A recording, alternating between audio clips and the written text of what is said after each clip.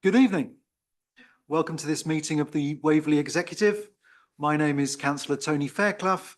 I'm the Deputy Leader of the Council, and in the absence of the Leader, Paul Follows, who has sent his apologies, I will be Chair for this meeting of the Executive. The meeting is being held in the Council Chamber of the Berries in Godalming and has been webcast live. The agenda was published on the 23rd of August. And may I ask members to note that a revised timeline for agenda item 10 has now been tabled to replace the timeline on page 51 of your packs. Thank you. Moving on. Ben, any apologies? Thank you. We have apologies from councillors Follows and Murray this evening. Thank you, Ben. The minutes of the meeting of the 6th of August, are those approved? Thank you. Any declarations of interest? There are none. Ben, I don't believe we've had any questions from members of the public. There were none. Nor do I believe we've had any questions from members. There were none. Thank you, Ben. Moving on to portfolio holders updates. I will start because what meeting would not be a formal meeting without mention of Brightwells. Members should note that practical completion of Brightwells was delayed further until this Friday, the 6th of September. I'm sure that officers will be providing an update on all matters relating to Waverley in relation to Brightwells after that date. So moving on, we are awaiting practical completion this Friday. Okay, Paul, any portfolio updates from yourself? Thank you, Chair. Nothing to add at this time. Councillor Crowe?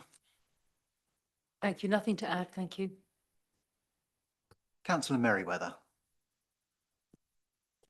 Nothing this evening. Councillor Townsend, please don't let me down. Might have a full house. Nothing from me this evening. Councillor Townsend, you were my banker. Councillor Keel? I do have something, thank you, Deputy Leader. I would like to thank all executive members for their engagement with the corporate strategy, which we are drafting at present.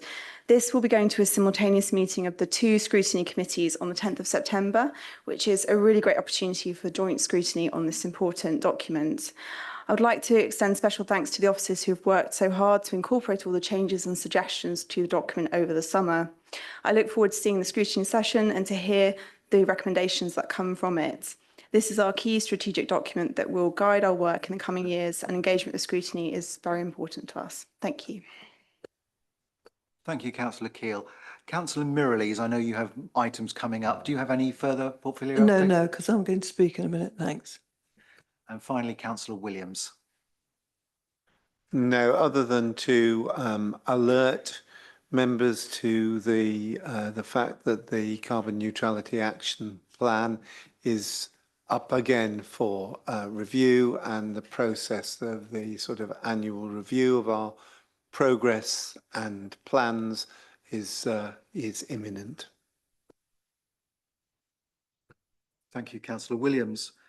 Moving on to item 7, recommendations from the Overview and Scrutiny Committees. There are no recommendations from the Overview and Scrutiny Committees. However, as Councillor Keel has just informed us, the Scrutiny Committees are next scheduled to meet simultaneously on the 10th of September to consider the corporate strategy. The Resources Committee will then meet on the 17th of September, and the Service Committee will then meet on the 24th of September. So moving on to the item 8, Councillor Mirrlees, Museum of Farnham Mend project. Thank you, Deputy Leader.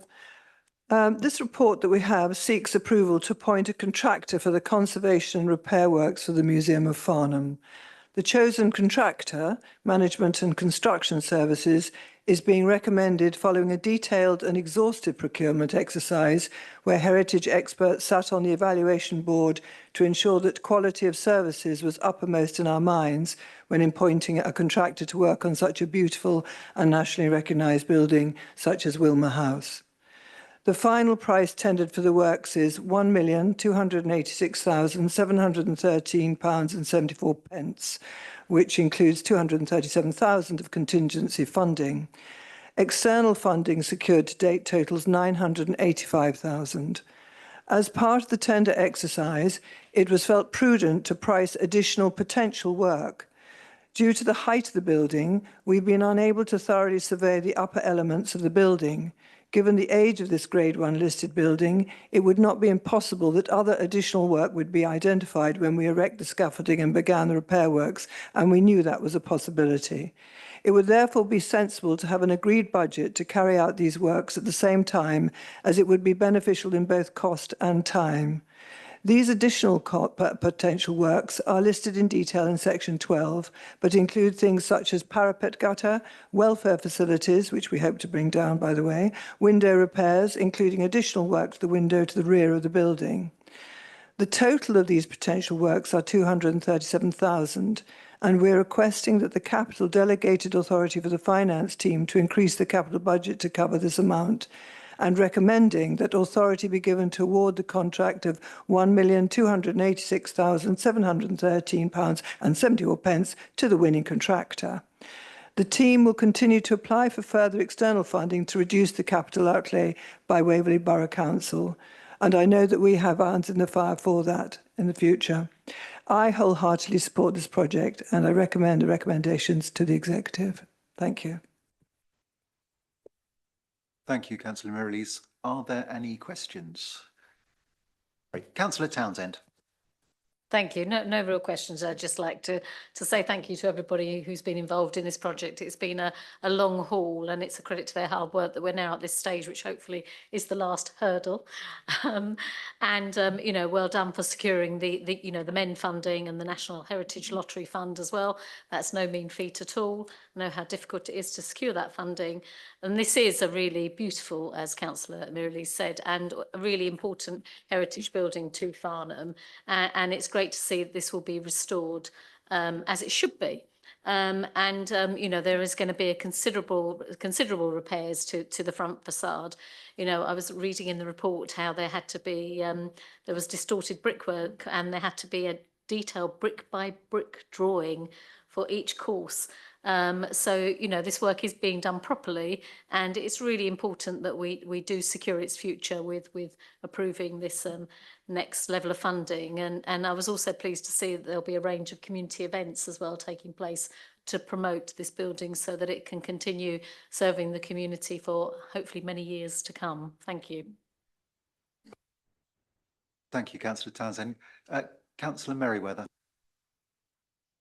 Thank you. I'm not going to repeat everything because it speaks for itself. This building isn't just important to Farnham and to Waverley. It's a nationally important building.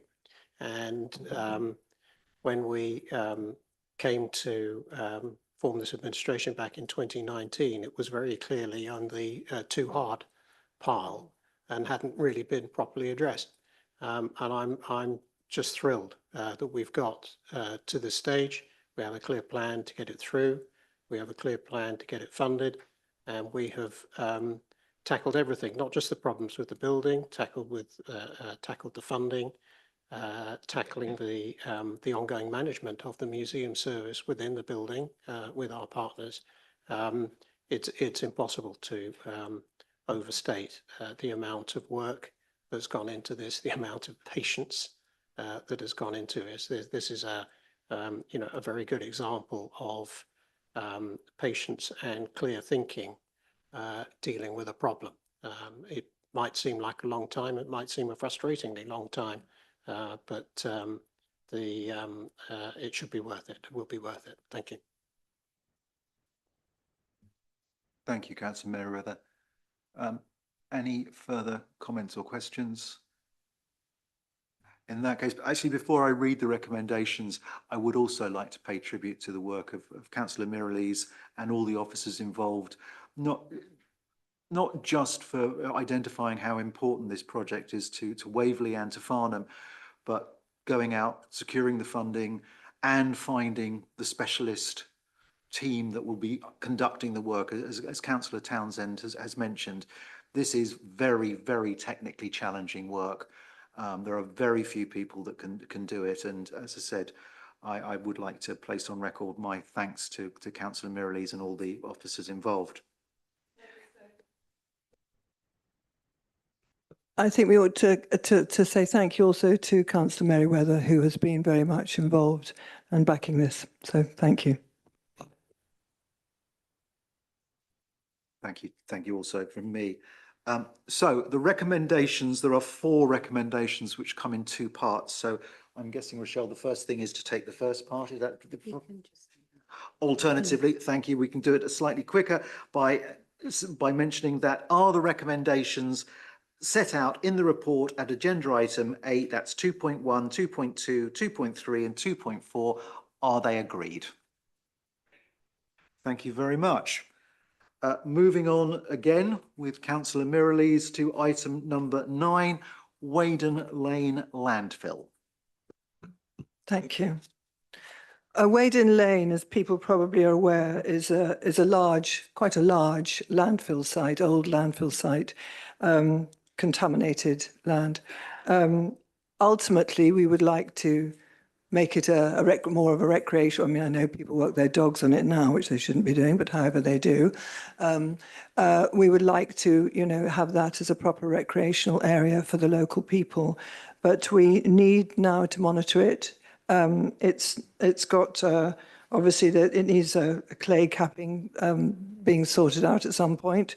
But meanwhile, they've got to look at boreholes, vents, and all the things that are required over a period of time that need to be assessed. So really, it's just fairly simplistic. We need the money to make sure that that is monitored and looked at properly, vegetation removed, and any boreholes and things which have been covered up need to be cleared so it can be made safe for the people living around it. And hopefully in the fullness of time, we would like to be able to develop it in a way that would be very beneficial to the local people. We've had people who would like to have a bike track on it, and also various other ideas, but that is in the long term. But ultimately now we need to make sure that the area is safe for the population around it. Thank you. Thank you, Councillor Mirrlees. Councillor Townsend. Thank you. Yes, I mean, I'm quite familiar with this site because I've had the Green Spaces portfolio previously, and it is really important that we carry out this work, and also it makes complete sense whilst we're looking at the Broadwater site as well that we investigate the economies of scale that we might have on the 2 sites going forward. And also I hope that in the future this could provide, some exciting recreational facilities for the area, including formal dog walking around there rather than perhaps the informal arrangement that's there at the moment. So yes, I completely support this project. Thank you. Thank you, Councillor Townsend. I must admit, is it true, Councillor Mirrlees, there is a rumour that there is a bus buried underneath it? I have no idea. Where did you get that from? That is a local myth that there is a bus buried there as part of it. I've no idea, but that's what I've been told. Anyway, as a former pupil of Weydon School, these sort of myths did the round. Right, sorry, any further comments or questions? In that case, may I ask the executive, are the recommendations set out in the report at agenda item 9, that's 2.1, 2.2 and 2.3, are they agreed? Sorry, Councillor Townsend. Sorry, Deputy Leader, I was just going to say, are we also going to note the revised timeline as well? No, that's the next one. That's the next one. Apologies. Next one. Getting ahead of myself. No. So I'll go back just for the avoidance of doubt. Are the recommendations set out in the report at agenda item 9, that's 2.1, 2.2 and 2.3, are they agreed? Thank you very much. So on to agenda item 10. And this would have been presented by the leader, but in his absence, I'm more than happy to do so. I think it is an excellent proposal. I really do. First of all, I would like to thank all of the officers involved in the preparation of this report. And I would also like to thank Councillor Keel for her observations and recommendations on what was originally published in your agenda pack. There are a couple of amendments which I would like to make here and now. So with that in mind, may I remind members that a revised timetable for this item has been tabled to replace the timeline on page 51 of your agenda pack. And I believe that that was left on your desks when you arrived. In addition, and in consultation with officers, in order to clarify the wording of paragraph 10.1, after the word above, the words "and the outcome of the consultation" should be added before the word "the." So the whole paragraph will then read as follows. Depending on the option chosen above and the outcome of the consultation, the next steps would be to take a report to full council for a decision on the launch of the scheme or do nothing. That is 10.1. Then I would also like to propose an additional recommendation, recommendation 2.2. And that recommendation being that the executive resolves to recommend to council that the Joint Strategic Director of Finance be delegated authority to develop and propose the engagement and consultation process in consultation with the leader of the council and the portfolio holder for finance and assets. I think we're all very au fait with this proposal. We've read the paper. I know that we've discussed it amongst ourselves. However, it probably is worth revising the key points.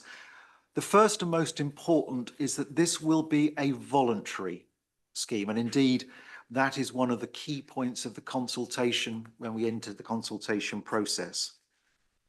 It will invite residents of Band H properties to make a voluntary contribution to local projects or the provision of local services. We will consult with the residents of those Band H properties to ascertain whether they are minded to support the scheme, and assuming that they are, which type of projects or services should be supported by the revenues generated from it. The proposal, if the consultation, or once the consultation has taken place, is that the donations will be administered by an independent charity, the exact structure of that charity to be determined. This is a concept that, as I know members are very much aware, has proved to be very successful in Westminster, and in many ways is in my opinion that it actually addresses a slight flaw in government policy, namely that council tax bands are probably a bit too limited. And I think that going out and speaking to Band H homeowners, this is an ideal opportunity for us to, on a voluntary basis, secure revenue for the sort of projects that this council is minded to do. So I wholeheartedly support this proposal and hope that you will agree to it. Comments and questions, I'm sure there are. Councillor Townsend and then Councillor Williams. Thank you. Yes, absolutely, completely support this. I know we've spoken about it before, and you know, making these voluntary contributions, and I think it's really important that we do go out to the Band H property owners to gauge their support going forward. You've already mentioned, Deputy Leader, the Westminster model, which I think was set up in 2018 and raised about £300,000 per annum, which they've invested in things like youth services, tackling rough sleeping, and also helping those who are lonely and isolated. So I think, you know, those are some important projects which obviously wouldn't have been able to go ahead without this voluntary contribution. And, you know, we're all hearing about the black hole that is in government, you know, the 22 billion black hole. Some are saying it might be even more than that. So I think we're probably fairly pessimistic about the amount of money that local government perhaps will attract from central government. So we do have to be innovative in the ways that we can raise additional funds for discretionary services. So I think this is a really good way of perhaps, as you said, trying to address the level of Band H, which is the end level that we've currently got, and to see whether or not, you know, there is there's a willingness there to perhaps make some voluntary contributions towards these discretionary services that we currently fund, things like the Thriving Communities Fund as well, which Councillor Mirrlees has in her portfolio. So I'd very much support this going forward. Thank you. Thank you, Councillor Townsend. Councillor Williams. Yes, I think many of us feel some sense of regret that the council tax bans stop at Band H, and therefore it's not a particularly kind of progressive form of taxation. And we're also aware that there's so much more that could be done that can be done in our area to support the local community, and particularly to support those in the local community who are in the greatest need. And so what we have here, I think, is a very bold, imaginative, creative way to enable those who can afford it within our community to be able to make a contribution and do something really positive to support our community in Waverley. So I think it's a great scheme and it merits our full support. I totally agree. Thank you, Councillor Williams. And sorry, Councillor Keele and then Councillor Mirrlees. Thank you, Deputy Leader. I'd like to thank the officers for working with me so constructively around the recommendations and the amended timeline, which I'm very happy to support. As my colleagues have said, in a time where local authorities face funding challenges and are having to make tough decisions, this is a low risk, very low cost and innovative proposal with a high potential gain. This could potentially increase the amount we're able to spend on community services across Waverley to support our residents, and is a very exciting area for us to explore. So I look forward to seeing the outcome of the consultation with the Band H householders. Thank you, Councillor Keele. Councillor Mirrlees. Thank you, Deputy Count. Just to say, I think we had discussed this before, that people must realise that if they're putting this money, it's not going to go to your potholes and things like that. It will be for the benefit of the community. So I think that's something that needs to be recognised properly, that it isn't going to be there for, you know, your trees to be, or your hedges to be trimmed. It is really there to benefit people who are in need of support. And I would love it if it was much more to do with homelessness, because those people who have Band H homes are very nice, and it'd be nice for other people to have a home who don't have one. Thank you. Thank you, Councillor Mirrlees. I believe that one of the services that Westminster, one of the very things that Westminster talked about was support for the homelessness. So I think that's likely to be one of the things. Further comments or questions? No. What I will do, I will read the recommendations in full, only because we've got this second one for the avoidance of any confusion. So we have two recommendations now before you. Recommendation 2.1, that the executive resolves to recommend that council approves proceeding to consultation with all Band H council tax-paying properties in order to gauge support for the establishment of a Waverley Borough Council voluntary council tax initiative. And the new recommendation 2.2, that the executive resolves to recommend to council that the Joint Strategic Director of Finance be delegated authority to develop and propose the engagement and consultation process in consultation with the leader of the council and the portfolio holder for finance and assets. Is that approved? Agreed. Agreed. Excellent. Thank you very much. On to agenda item 11, the pesticide policy update, which is with Councillor Williams. Okay, thank you. Just very quickly to remind, let's remind ourselves that 5 years ago, it was seen as innovative and unusual that we should be doing anything other than spraying glyphosate across children's playgrounds and in our green spaces, in our parks and so on. And the notion of a pesticides policy, you know, there was some, you know, was greeted with some caution that, you know, we would actually be allowing these sort of weeds to grow and allowing sort of, you know, fears about rewilding and stuff that attracts bees and insects and, you know, and really contributes to our ecology.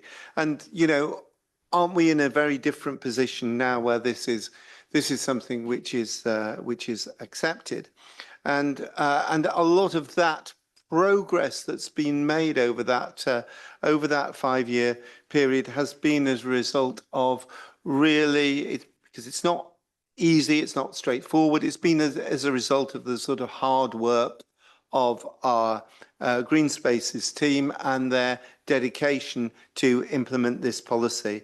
And this paper, more than anything else, is a kind of celebration of success without wanting to be complacent. 78% reduction in the use of glyphosate and the use of such pesticides in our area, I think is a great success. We are moving to that position where the use of any toxic pesticides is just used in very specific, very defined circumstances. There is further work to be done. There are next steps to be made. We need to continue to work with the Pesticides Action Network, who put Waverley as a kind of you know, as a leading authority in this area. We need to continue to challenge the somewhat indiscriminate use of pesticides by Surrey County Council, sadly sometimes actually impinging on our land, but perhaps that's another question for another time. And we need to be really trying to work with those who are operating on land which is leased from Waverley to be able to eliminate the use of pesticides on our leased land. So there is further work to be done, but this paper really is a kind of progress update, and I think, you know, all credit to our Green Spaces team for the progress achieved to date. Thank you, Councillor Williams. Councillor Townsend. Thank you, Deputy Leader. I mean, I'd just like to congratulate the team on reducing down the pesticides even further. And I was involved in the first iteration of this policy when I was, again, had the Green Spaces, and Steve and I worked very closely together on that. And I am thrilled that we now have pesticide-free playgrounds. I think that is an amazing thing, and it is right, only right, that we should have that. And, you know, we do have challenges ahead. You know, Natural England insists still that we use certain pesticides. And, you know, we can't phase those out because of our SSSI status on some of our green spaces. But, you know, we are definitely getting there, and we've made huge leaps and bounds. And that is you know, a real credit to this administration as well. Thank you. Thank you, councillor Townsend. Councillor Rivers. Thank you, Chair. I noticed on page 73, section 7:12, where we state SCC continues to use glyphosate as a weed control on highway areas. We go on to say they do respond to requests not to spray in certain areas when requested. I wonder if it might be pertinent to show through our website or some communication to our residents how they might go ahead and make that request. Because I have had a word with a guy who was spraying all along our pavements. He was not happy to stop spraying at that point. Thank you, councillor Rivers. Councillor Williams, is that something that perhaps you could take up with officers? It's certainly something I'd like to take up with officers because certainly, you know, as a member of Godalming Town Council, actually experienced exactly that particular problem, and you know, it's not something we want to see. Thank you, councillor Williams. No further comments. There's no formal recommendation, as councillor Williams said. This is more really just an update on progress. And I'd like to add, councillor Williams, my thanks and to both yourself and your officers for the progress that this council is making on this issue. It's heartening to see. It really is. So, sorry, Rochelle has reminded me there is a recommendation that we do note the progress made, and I think we have done so. So the recommendation to the executive that the executive notes the progress made in the delivery of the pesticide policy and action plan, and B, that an updated pesticide policy and action plan will be brought back to the executive for approval. Steve, do we have a remote timeline for that at all? It's something officers are working on at the moment. I'd be reluctant to kind of to pin us down to that, but it should be sooner rather than later because, you know, we do want to move on with this. Thank you, councillor Williams. It wasn't my intention to tie you down to something. It was more of a general interest point. Thank you very much. So thank you all for attending this evening. The next meeting of the executive will be held on the 15th of October at 7 p.m. and I close this meeting at 7:32 p.m. Thank you.